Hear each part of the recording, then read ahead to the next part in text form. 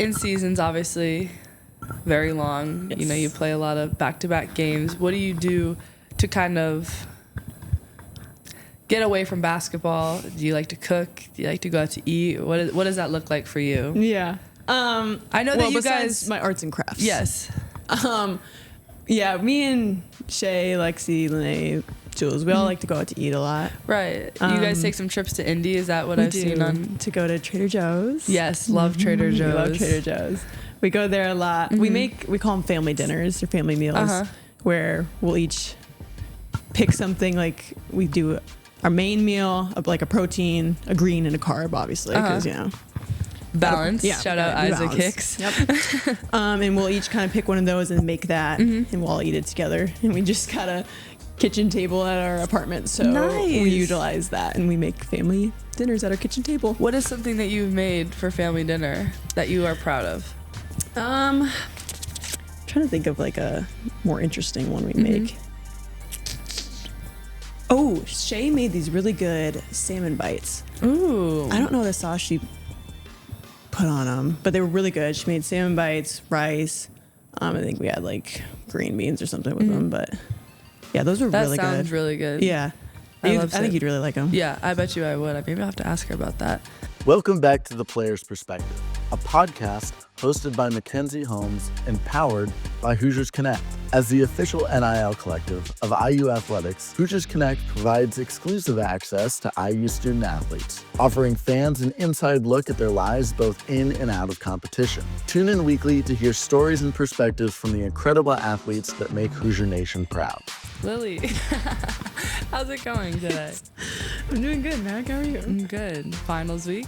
Yeah, it's good. Did you have a lot of in-person finals, or is most of your stuff online, or what did it look like for you? I just had a lot of like group projects. Okay. And then I had a few tests. One was in person and then one online, but it was mainly just group projects I had to get in. The in-person test, is that multiple choice? Oh yeah. Oh yeah. Praise the Lord. How did it go? I got a B. Nice. Yeah, it is a hard class, so I'm glad I got a B. I don't like multiple choice tests. I know that's an unpopular opinion. I'd much rather just write a paper. Oh wow, that is just because I know that like if I prepare for it and write it well, then like there's multiple ways you can do it right. Like with multiple choice, like there's one answer. So you'd rather just write a paper instead of a test? 100%. I get like that. Like a 5-page paper. Actually, yeah, that makes sense. But especially like other than math, like I can't do math. But like short answer questions. Or like I would way rather questions? open-ended questions I like. Wow. Because you can almost always be able to like. That's true. I guess it definitely depends on like the subject too.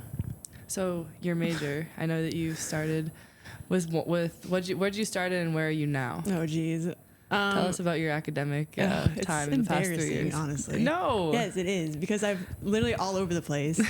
I came in as a fitness and wellness major, mainly just because like I had no idea what I wanted to do, but like I thought I wanted to do something like active.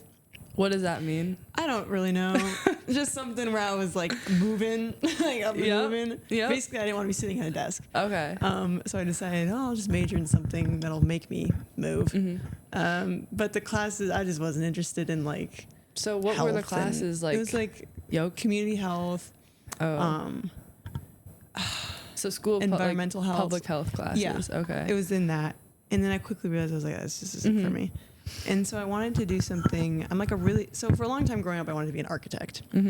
So I'm like really hands-on. I like designing and building. You really like Legos, don't you? Yes, I love Legos. So I was like, I should definitely get into something like that. I didn't really know what was out there, so Lo put me in comprehensive design. My family was like, what in the world are you doing? I'm like, I have no idea. What did those classes look like? They were actually pretty fun. I took like 3D design, where I would just go like build stuff. We did like woodworking, like 3D printing kind of. And it was really cool. But did you make anything fun? No, that's why I was getting annoyed, because I wasn't making anything specific. It was like more of art. Like you're making figures and like that tell stories and have meaning, which isn't for me. So I got out of that.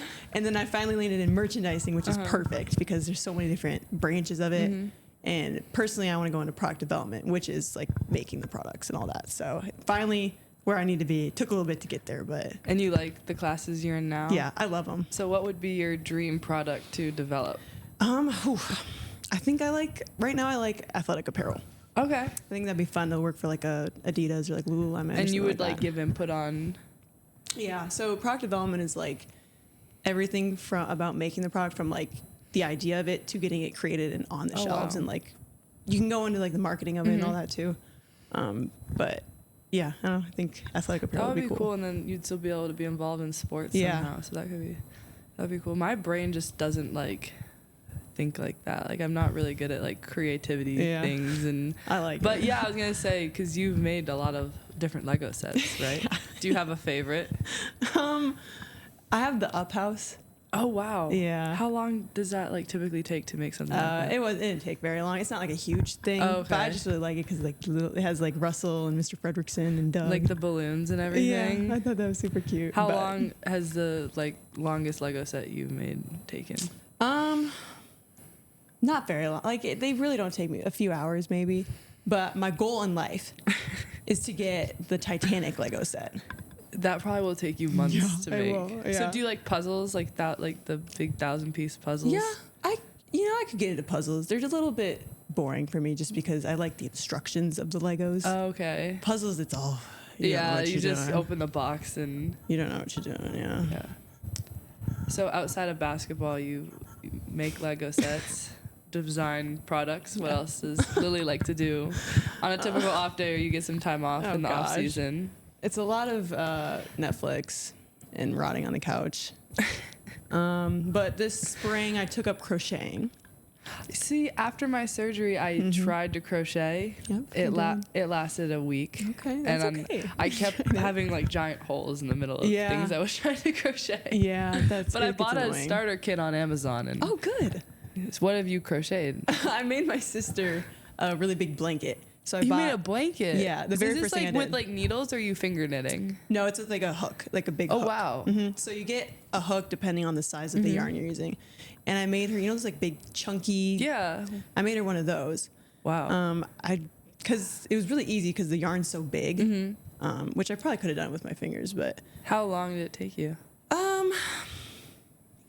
I worked on it on and off for probably like a few weeks, but it really didn't take too long. I used a lot of yarn though, and I go to Hobby Lobby to get it, and it doesn't come in like huge bundles, so I had to buy a lot of that yarn. So it was expensive. Yeah, Yeah. which I didn't expect it to be, but yeah, I it's got fine. I made like those little like tie blankets. You know what I'm talking about? Where you take the two pieces of Oh, yeah. fabric and you cut it. Yeah. That's about as much of a blanket I like making. those. Those are Those quick are and way easy. easier than Yeah. the crocheting. They're fun though. So arts and crafts are like your typical like hobbies outside of basketball?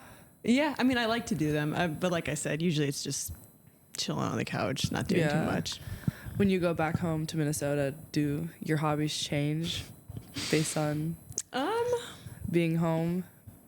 I don't know. I guess they kind of stay the same. I brought my crocheting with me to Minnesota this past May. Yeah, still even there, I literally just hang out with my dog and.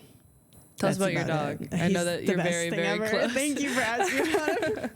His name is Brix. He's a German Shepherd Golden Retriever mix. He's the most perfect thing on earth. I love him so much. Will he ever travel to Bloomington? Oh gosh, I really hope so. My mom told me she's thinking about bringing him down for a trip, but it's like a 9-hour car ride, and Yeah. he doesn't do too well in cars. Okay. Is he a rescue? He is. He's a Adoption, rescue. love that. Yep, he's Nice. about 8 years old now. He's getting kind of old. When did you get him? When he was a puppy? No, Or? we rescued him when he was about 1.5. I was in Okay. 8th grade, I think. Wow. Yeah. So we've had him for a few years, but he's crazy. So that's what you're looking forward to Yeah. most when you go home? Oh yeah. I know on your Instagram story, I see plenty of Rick's content, Oh but yeah. He's my favorite thing. does on he this go earth. on walks or is Oh, he he active? loves walks. That's amazing. I do bring him. That's my hobby when I go home, is bringing Brix on walks. I bring him to get pup cups. He loves Okay. car rides. He doesn't do well on long car rides, okay, I but was he gonna loves say, you them. just said he's a little iffy, but when It's he's going to 'cause- get a pup cup, Yeah, and he loves the car, so he gets like really excited. Oh, so like I see. a long car ride would be like he'd be insane and just like really annoying. he just sounds like a gem. He's just beautiful. He's perfect. So, you're a big dog lover then in general. Do you have like a dream breed of dog that you? Okay, what is it? I do. Well, my first dog when I was little growing up was a golden retriever, just a full bred golden retriever. So that's my favorite type of dog. They're just perfect, and I definitely want to get. But we rescued him too, so I've never had a puppy. But my goal in life is to get a little puppy golden retriever. Yeah, and raise they're that. so cute. They're so cute and they're so nice. Yeah, very loyal dogs. So loyal. I know a lot of people that love their golden retrievers, but they can be needy, is what I've heard. Yeah, but they're just so sweet. So talking more about being back home in Minnesota, what was life like growing up in Minnesota for you? That was pretty normal. I mean, yeah, everyone thinks it's like really freezing up there, and it gets cold, but it's not like Alaska or anything. It does get cold because every time I'm from Maine, but I will say that cold that's in like the Midwest is different than the cold that's in the Northeast. Like, really? Yeah, and I don't know what that reason is, but I just feel like the cold here, like you go outside and it just like slaps you in the face. Like it's just like unbearably cold. Whereas back home, it's more snowy, but it's less like. Oh yeah, you know what I mean. But I just remember one time, it was during the COVID season. And we went to Minnesota, and I thought that we were going to get trapped there because of the snow. And it was like right before Christmas. Yeah. And when we were taking off from that plane ride, I said a prayer. And I was like, you know what? I don't know what. Couldn't even see outside the window. Like they were de-icing the plane for like an hour before. I still to this day don't know how we got out. But that's my experience with. I've never been. Actually, I take that back because my brother now lives in Minneapolis. But before that, I had never been to Minnesota any other time than the winter. I love it. I love the state of Minnesota. The winters, like I said, they're cold, but like it gets really hot too in like August and all that. And you get to experience every season. And it's not super close to IU, so what is it about Indiana that drew you towards there? I mean, I know you had an interesting recruiting process because you were going through the recruiting process during COVID. Yeah. So did you have any in-person visits? No, we did a lot of Zoom tours. And I think that almost helped because all these schools would show me like every school at this level is going to have like great facilities and perks and all that. And the one thing that stood out to me about Indiana was they were the first ones to set up a Zoom with you guys, the players. And every other school I talked to, I did too. Every other school I talked to didn't they just didn't like mention their players at all or didn't introduce me to them. They would just talk about how great their facilities are and all this. And then you guys really made an emphasis on how important like the people are. And so what does that look like, a tour on Zoom? Do they just like flip their phone cameras and show you around, or what does that look like? No, they set up like a slideshow, and then there's usually some videos on there of like a I don't know how to describe it, like a 360 view usually. I feel like a couple of them actually took me, like you said, like flipped the camera and took me around, but a lot of it is just like pictures. And that must have been difficult, but I guess you don't know. Did you get to visit any schools in real life? Yeah, I visited a couple like early on, but that was before I was really even thinking about committing anywhere, so I didn't take it as seriously as I should have. Yeah. But I thought the schools that did do those virtual tours, though, they did a really good job. I mean, they made do with what they could.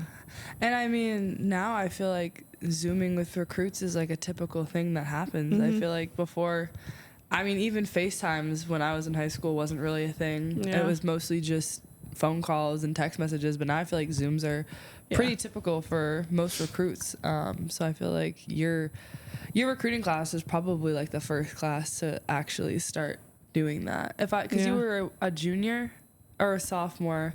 It was during COVID. COVID was started my sophomore year. Into your whole junior year. Yeah. And then was your senior year normal? Yeah, for the most part. Wow. Yeah, but I was committed by then. That feels like just yesterday. I know. Doesn't it? That was an interesting Zoom. It was. It was. So do you want to talk about that Zoom, that very first Zoom where I don't remember who was even on it for players. I just know that we were very very open with you. Yeah. Well, I wasn't expecting it because I remember them like mentioning it like that I would meet some of you, but I didn't really expect it to be like that. And so we got on the Zoom, they added all of you, and then Coach Moore and Coach Brett were like, all right, see ya. I'm like, oh, okay. Yeah, they hopped off the Zoom. They got off, and it was me and like, I think like 8 of you or something. Yeah. There's a lot of you on there. And yeah, I really wasn't too prepared. I'm just like, hi guys. Yeah, just little Lily. What's basketball like? I know. Honestly, it kind of makes it difficult for you because you have to ask some questions. But I think we tried to make it as interactive as we could. You did, yeah. That was when I found out you're from Maine. Yeah, which blew my mind. Blew your mind. I didn't. What, you didn't know where it was? Or? No, I knew where it was. There was something crazy. That I just said like I didn't know like people actually lived there, which I did. But you did. I was taken aback. I was never like, meet whoa, somebody from Maine. Yeah, I was like, I'm from Maine. You're like, what? Yeah, it was. Which really is cool. typical. It is typical, but usually people aren't like, I didn't know people lived there. I was like, okay, I know it's small, but no, yeah. And then so we were on the Zoom. That was your junior year of high school, correct? Yes. And correct me if I'm wrong, you and your mom drove around campus on your own and just tried to get a feel for IU when we couldn't actually have visits. So you just looked around campus and well, towards yourself, I guess. Yeah, it was me, my parents, and my sister, and we were just on a little road trip because it was around the time I wanted to commit, so I needed to figure out where I want to go. And yeah, we drove to Bloomington. I had told like the coaches and you guys that I was going, so you guys did a good job of like telling me where to go, like cool places, giving suggestions. Yeah. So we made do with what we could. Obviously, it was during COVID, so nobody was on campus. It was so dead. But yeah, walked around, saw everything. I think my mom snuck into Cook Hall, which she was not supposed to. I was so embarrassed. The door was wedged open. She's like, Lily, it's wedged. She's like, it's for us. They know we're coming. I'm like, it's not. I promise you, it's not because of that. And so she snuck up there, took a couple pictures. I was so embarrassed. I'm like, Mommy, we got to get out of here. I was so worried someone was going to see her.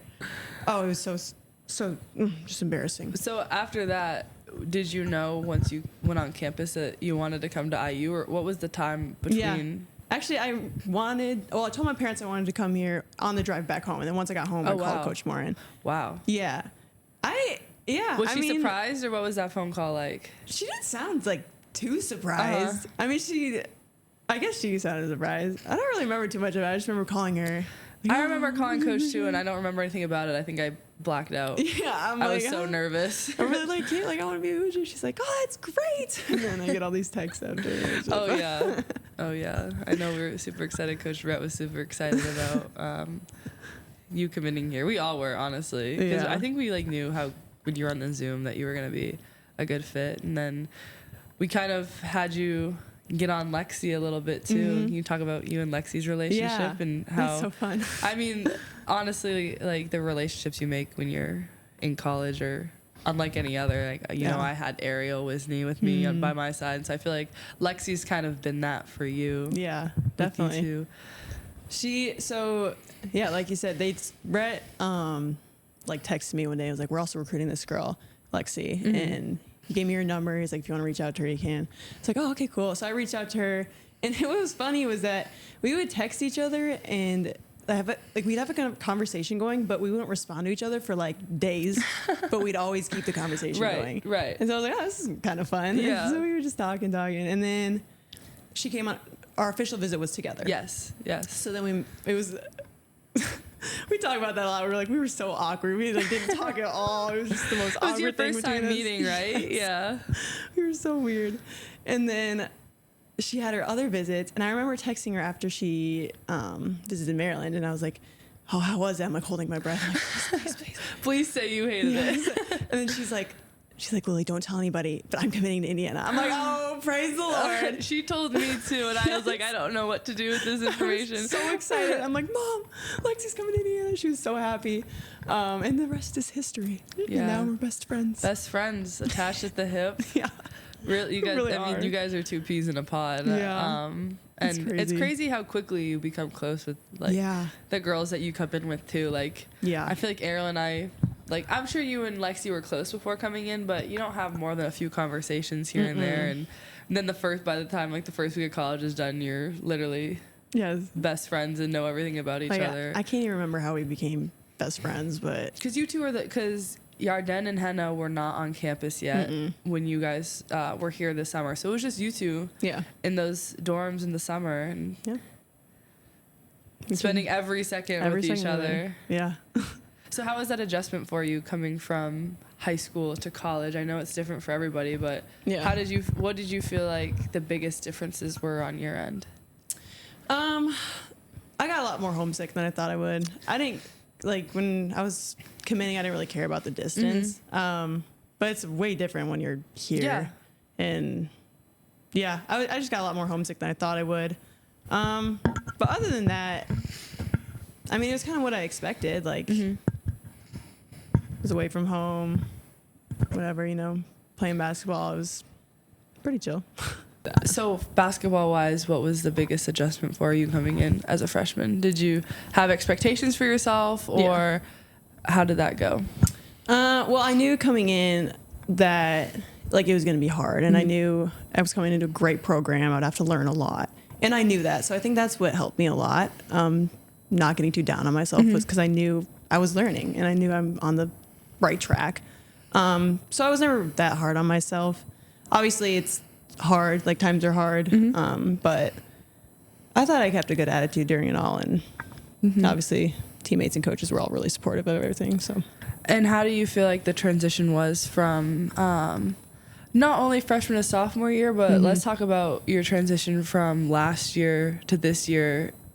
Just what were you looking for in this past off season going into your junior year, of things that you wanted to improve on as a basketball player, as a leader, now being an upperclassman? Yeah. I think a lot of it was just like my confidence. Obviously playing more minutes, you need that confidence because you're going to get more shots up. You're going to obviously make more mistakes. Right.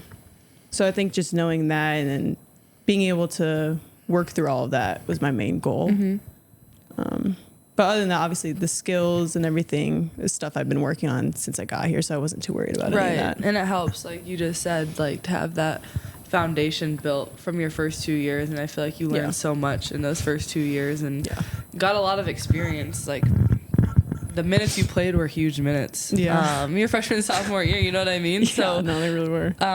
You had to, you knew your role, and I think that's something to be proud of, is like not everyone can like be a star in their role, and I feel like that's something you really embraced, especially freshman and sophomore year, but especially sophomore year, where I feel like you knew what your role was going to be, and just being able to kind of thrive in it, whatever that looked like for you. But what kind of goes into that? So what does like the work look like for you? Like what do you focus on day in and day out? Like currently, or just you can any time in the off season. I know it probably changes from the off season into in season. But I don't know. I guess just Isaiah says deepening the bag. Yeah, but just expanding my skill set with everything, ball handling, shooting, my range, all that. And then like you said, currently it's like game to game, like what do I need to work on for each specific game. Right. Sorry, Alex, I'm thinking.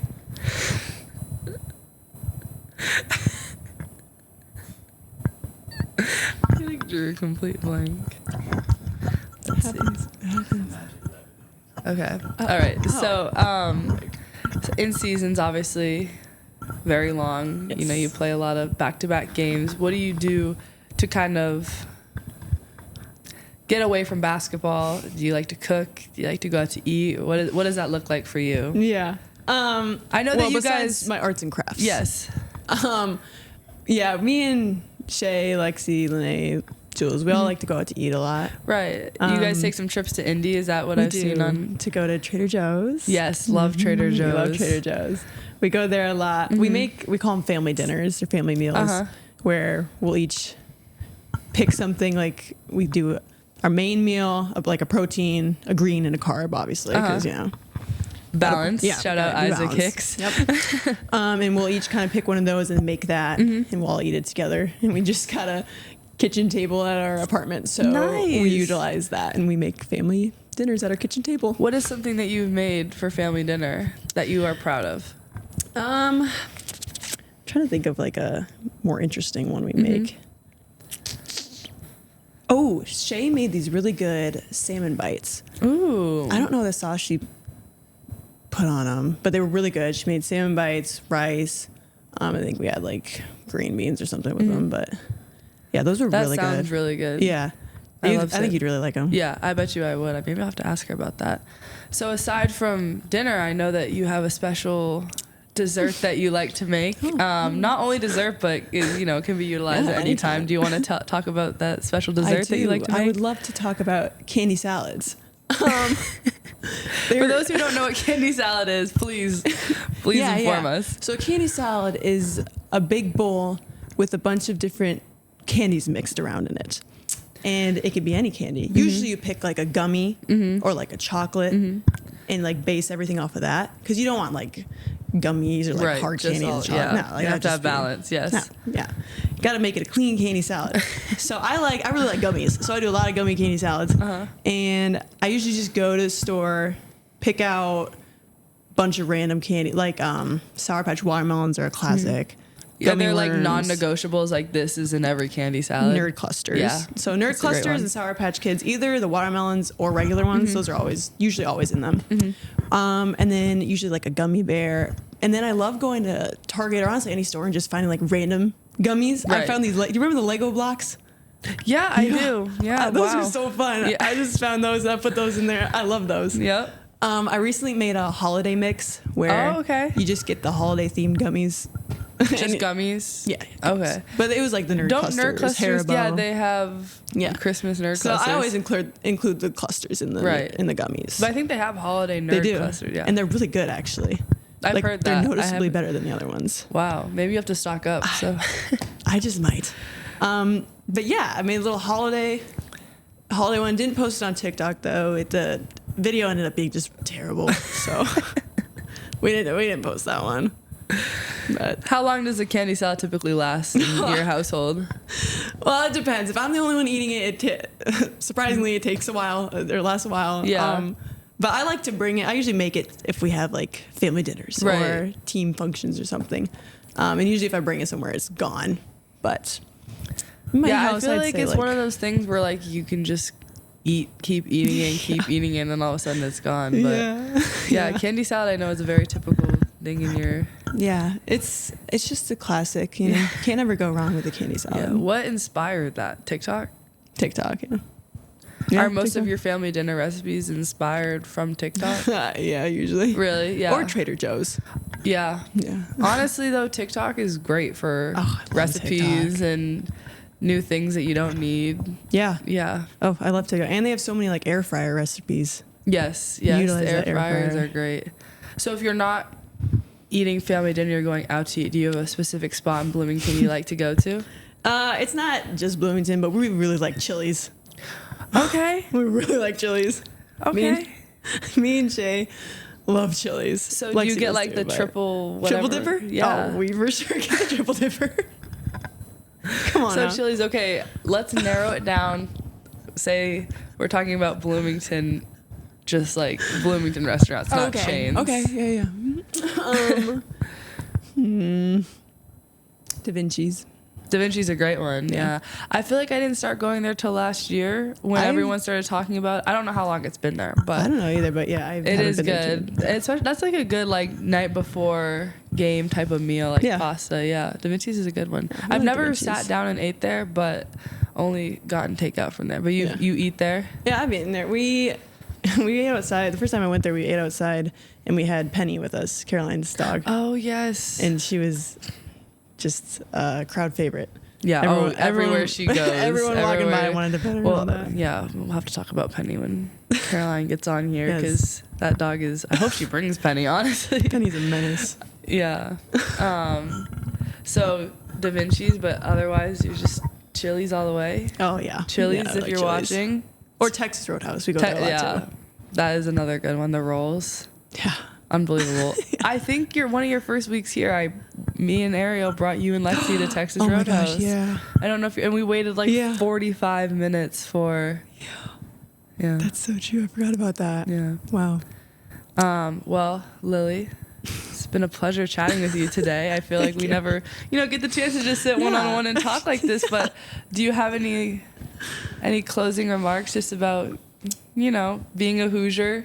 I feel like I always want to give the chance for you to talk about what being a Hoosier means to you and your experience being a student athlete at IU. Jeez, yeah. I mean, obviously, I've never regretted my decision to come here. Mm-hmm. I love it here. I love the people, the place.